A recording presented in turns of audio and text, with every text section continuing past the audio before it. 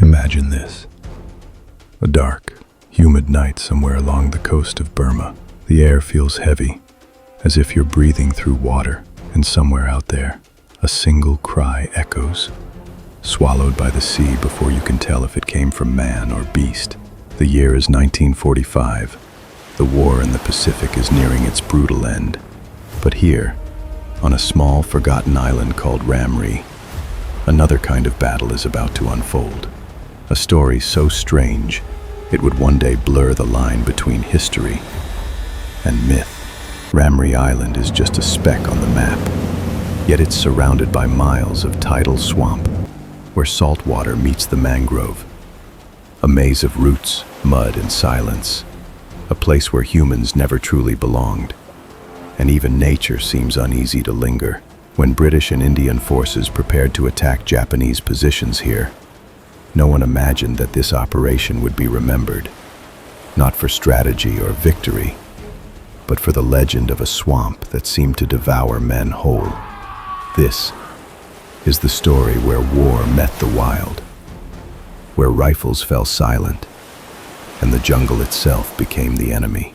Late January 1945, Allied amphibious troops land on Ramree's shores under the roar of naval guns. Their mission: seize the island, its airfield, and open a route toward Rangoon.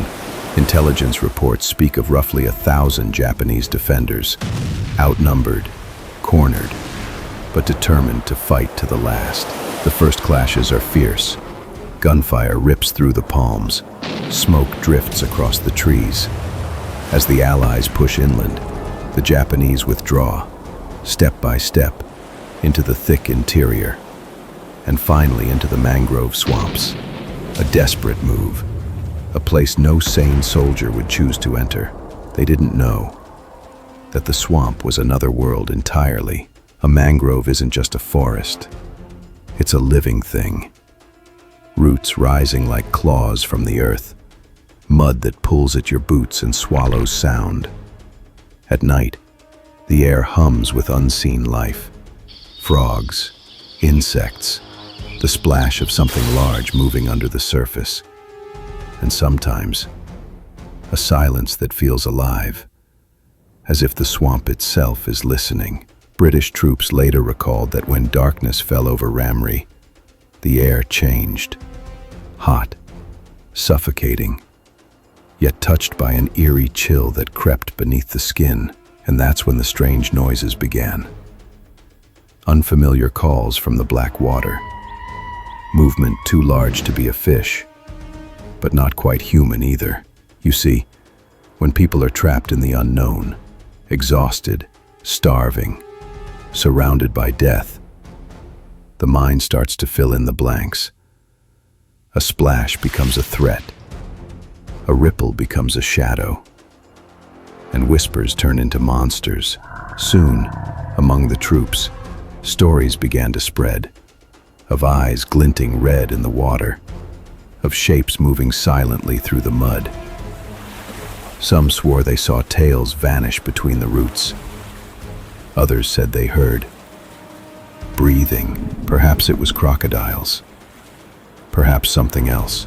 Official reports mention hundreds of Japanese soldiers retreating into the mangroves that night. Only a few would ever emerge. What happened to the rest? That's where the legend begins. Was Ramree Island truly the site of the deadliest crocodile attack in history? Hundreds devoured in a single night? Or just a myth, born from fear, heat, and chaos? One British Marine later wrote in his diary, "That night, the sounds from the swamp were unbearable. We could hear men screaming, and the shrieks of beasts we could not see." That single paragraph ignited the legend. It appeared in books, magazines, and documentaries, repeated so often that fiction became fact. But was it? Or was it just the sound of a dying army, lost in a place that swallowed both body and memory? That's where the mystery of Ramree begins. A story where no one is completely wrong, and no one completely right. where war and wilderness merge into something beyond understanding. Tonight, we go back there to listen to the swamp's breath, to trace the fading footsteps of those who vanished beneath its roots. But before we go deeper, let me ask you, listening right now, if you were surrounded, no escape, no hope, the enemy closing in, and your only path led into a pitch-black swamp filled with sounds you couldn't name, would you take it? Or would you turn and face a battle you couldn't win? Write your answer in the comments below. Because in the next part of this story, we follow those who chose the swamp. And maybe we'll find out what they truly faced there, Ramree Island. The forgotten swamp of war, and the night had only just begun. By the start of 1945, the war in Burma had become a chessboard of jungles, rivers, and forgotten coasts. To the British 14th Army, Ramree Island looked small, but it held a key position on the western flank of the Japanese defense. Control the island, and the Allies would command the sea lanes toward Rangoon. Lose it, and every advance south would stall in the mud. From the decks of their landing craft, British and Indian troops could see the faint green outline of the island rising from morning haze. They expected resistance. They did not expect what the island would do to them in return. On January 21st, 1945, the Allied assault began. Warships of the Royal Navy opened fire first. Thunder that rolled across the Bay of Bengal. Shells fell into mangrove thickets and scattered birds that had never heard such noise. Behind that curtain of smoke came the men of the 26th Indian Division, the 36th Brigade from the west, and the 71st Brigade pushing in from the south. Their mission was straightforward: cut off the Japanese garrison, estimated at roughly 1,000 men of the 54th Independent Mixed Brigade. Drive them inland, capture the airfield near Kiokpiu, and hold the island until reinforcements could arrive. At first, the invasion looked almost easy. The Japanese fought with discipline, then melted back into the trees, a tactic perfected through years of jungle warfare. But the further the Allies advanced, the slower every step became.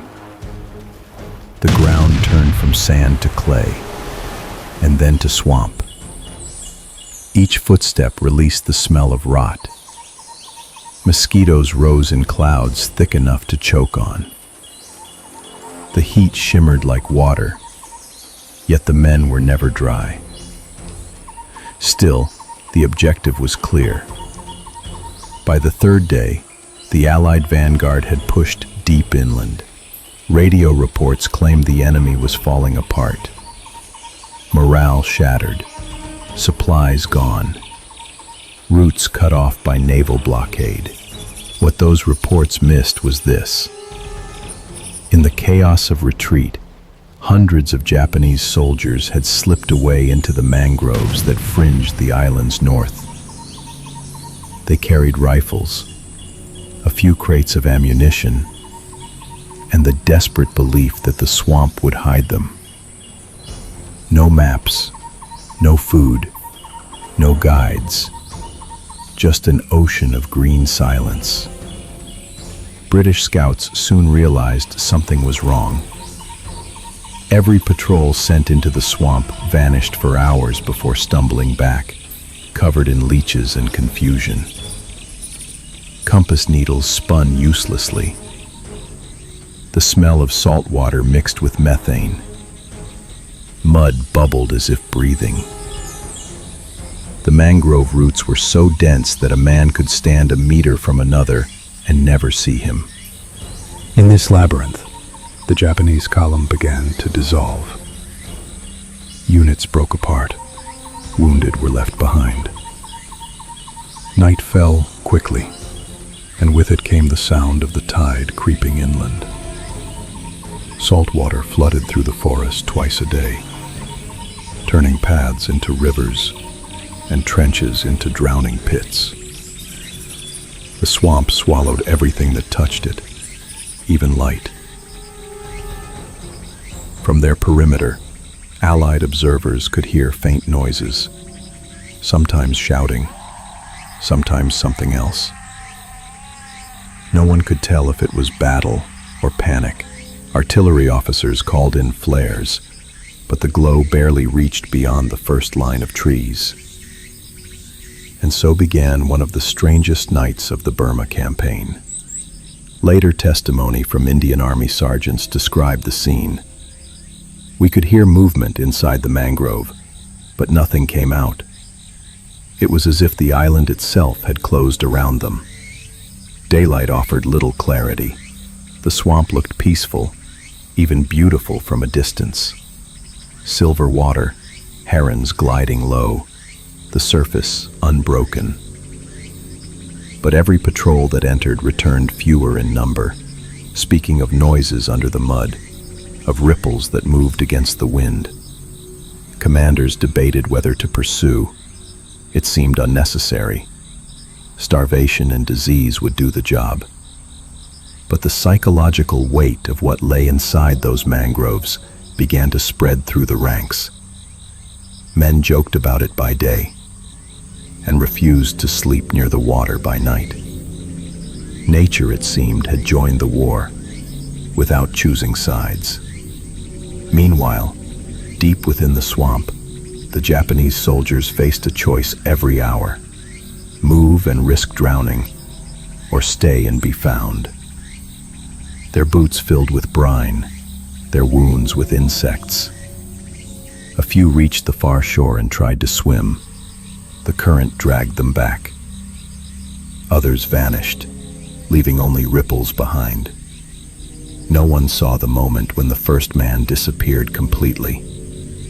No one ever hears the first. By early February, Allied forces had secured most of Ramree Island. The official communiques reported a clear victory, minimal losses, and control of the airfield. But among the troops, another story was already spreading, of a swamp that had devoured 1,000 men. It was impossible to confirm. No bodies recovered, no witnesses reliable, just fragments of radio chatter and the uneasy silence that followed. War had ended many lives in many terrible ways, but this was different. This was something the history books could not explain, because it belonged to a place beyond maps and strategy. A living swamp that did not care about flags or nations, only about what wandered too deep. And so the Battle of Ramree Island was officially declared over. Yet the stories were only beginning. In the next part, we'll follow those who entered the mangroves, the men whose footsteps faded beneath the rising tide. We'll listen to the reports, the diaries, and the growing legend that turned a forgotten battle into a tale of nature's wrath. Stay with me. The deeper we go, the less certain the truth becomes. The sun set early that evening, hidden behind thick clouds of smoke and mist. To the Allied observers on the ridge, the swamp below looked almost calm, a green sea that stretched toward the horizon. But inside that maze, hundreds of soldiers were still moving, slowly, silently, sinking deeper with every step. The Japanese column had entered the mangroves with one desperate hope: to cross the island and regroup on the far shore. But what they found instead was a living nightmare. The ground beneath their boots wasn't ground at all. Every few meters it gave way to black water. Weapons clogged with mud. Mosquitoes stung through uniforms, and salt tides rose twice a day, sweeping through the roots like unseen traps. The jungle wasn't their enemy anymore. It was the air, the heat, the silence. Even the night seemed to watch them. Imagine wading waist deep in warm, brackish water. Your rifle rusted, your skin blistered by salt. Every breath tastes of decay, of dead leaves, stagnant pools, and something metallic you can't name. You hear splashes nearby, but the darkness is so complete that even the stars are gone. One soldier wrote later, "We tied ourselves together with rope so no one would vanish. But sometimes, when we stopped to rest, the rope would go tight, and someone would already be gone." Official records never confirmed that line, of course, but the stories multiplied anyway. Whispers traveling faster than bullets. British forward patrols began to pick up strange sounds at night. Distant cries carried by the wind, muffled by the swamp. Men claimed they heard shouting in Japanese, then splashing, then nothing. A few said they heard something else in between, like low growls mixed with the rush of water. At first, no one believed it. Then one morning, they found the remains of an abandoned camp. Rifles half buried, footprints circling a pool where the mud had been violently disturbed. No blood, no clear sign of combat, just the impression that something large had moved there. A Royal Marine sergeant later described the scene. It looked as if the earth had swallowed them whole. For days, the swamp echoed with noises no one could explain. Allied gunners fired warning shots into the trees, hoping to flush out survivors, but there was no response. Each night the same chorus returned. The croaking of frogs, the droning of insects, and underneath it all, the slow rhythm of the tide. And in that rhythm, movement. The saltwater crocodile, Crocodilus porosus, is the largest living reptile on Earth. In these waters, they can grow over 20 feet long, strong enough to overturn a canoe, silent enough to slide through mangrove roots without a sound.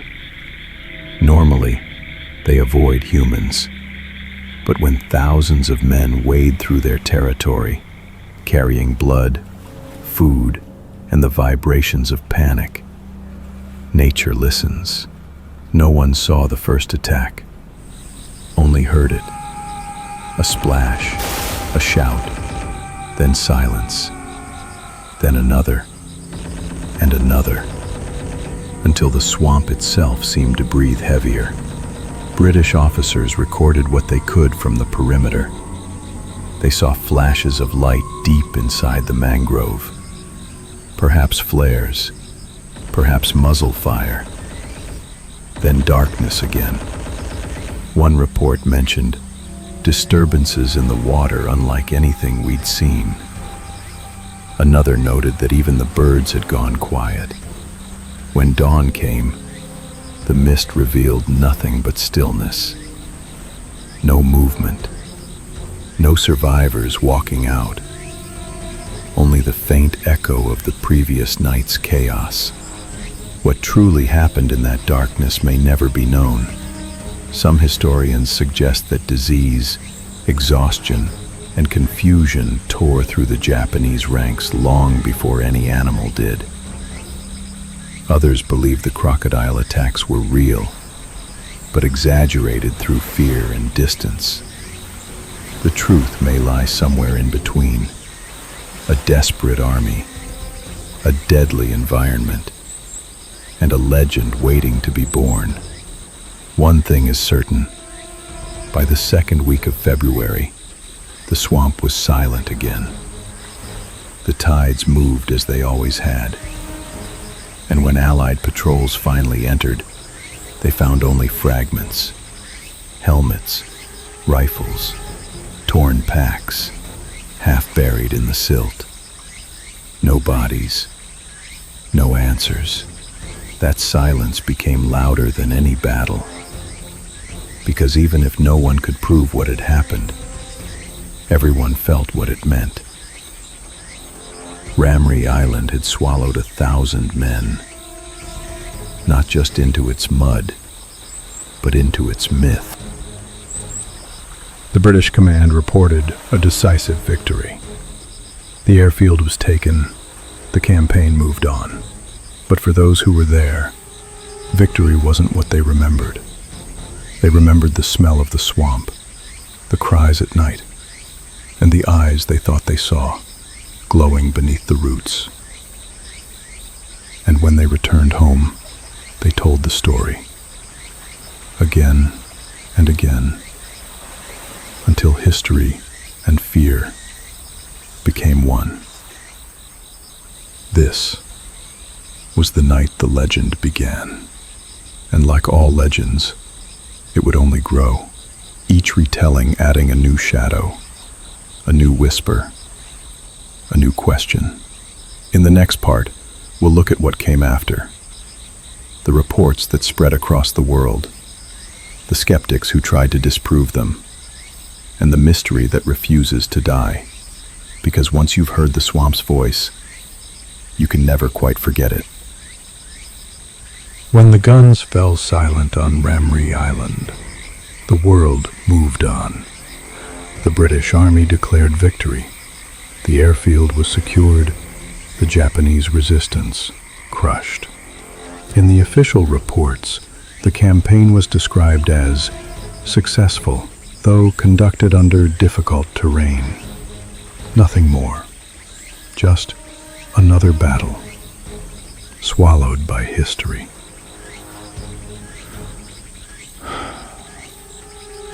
But stories don't follow the rules of history. They grow where silence begins. And Ramree's silence was deeper than most.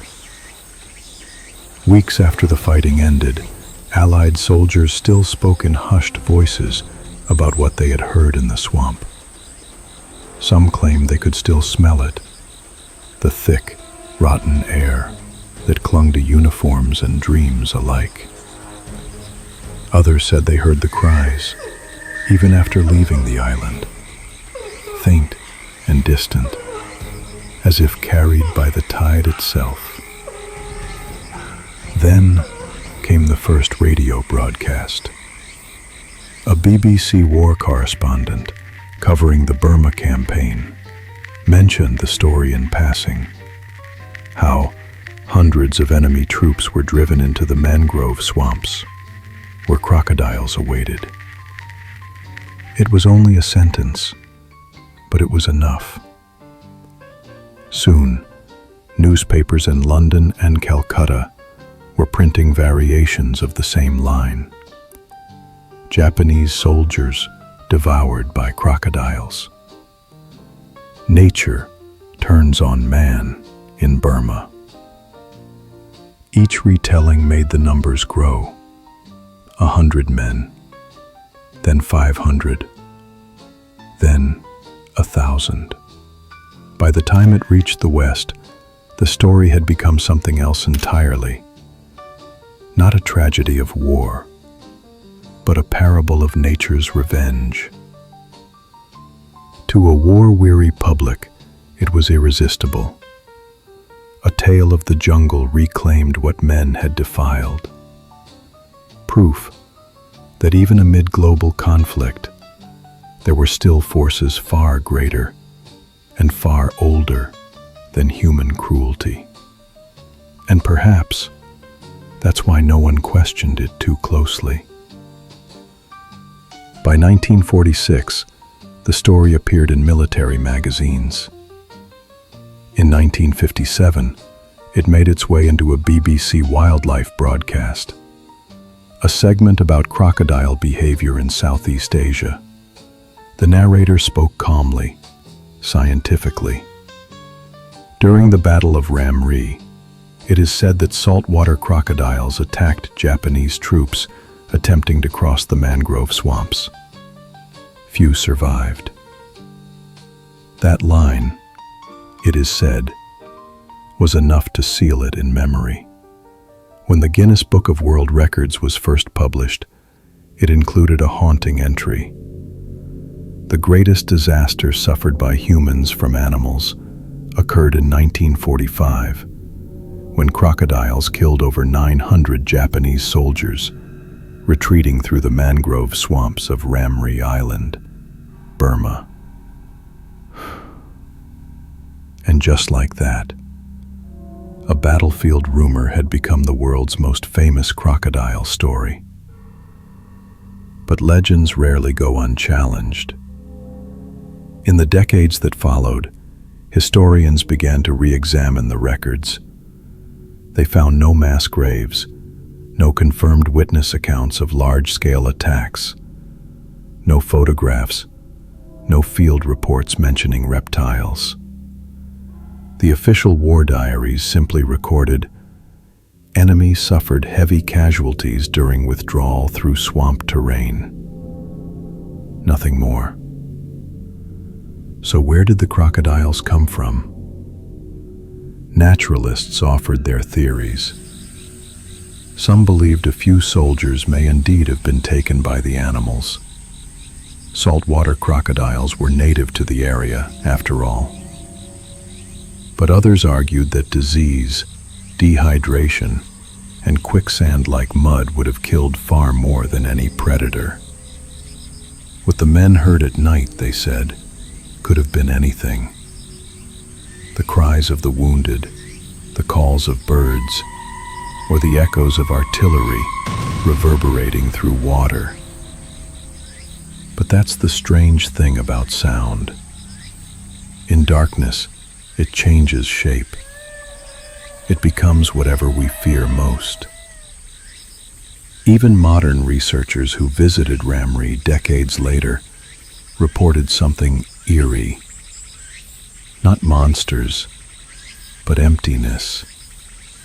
The mangrove was still there, still vast and treacherous, filled with snakes, insects, and the heavy breath of decay. No clear traces of the battle remained, only rusted fragments and silence. Yet locals told them stories passed down since the war. They said that sometimes, during the high tide, you can hear faint screams carried across the water. Others spoke of glowing eyes in the distance, watching from the shallows when the moon is full. You can dismiss it as folklore if you like, but on Ramree, folklore is just another word for memory. Even skeptics admit that something terrible happened there, something that left its mark on everyone who survived. And when memories fade, stories rise to take their place. Maybe the legend of Ramree isn't about crocodiles at all. Maybe it's about the thin line between man and nature, and how quickly that line disappears when the jungle decides to close in. One British soldier, long after the war, was asked what he believed really happened. He simply said, "In war, you don't always need to see the thing that kills you. Sometimes you just hear it, and that's enough." And maybe that's the real horror of Ramree. Not the beasts in the water, but the silence that follows. In the next part, we'll return to the present, to the island as it stands today, quiet, forgotten, and still cloaked in mist. We'll ask what remains of the truth, and why this story refuses to die, even after 80 years. Because sometimes, the past doesn't vanish.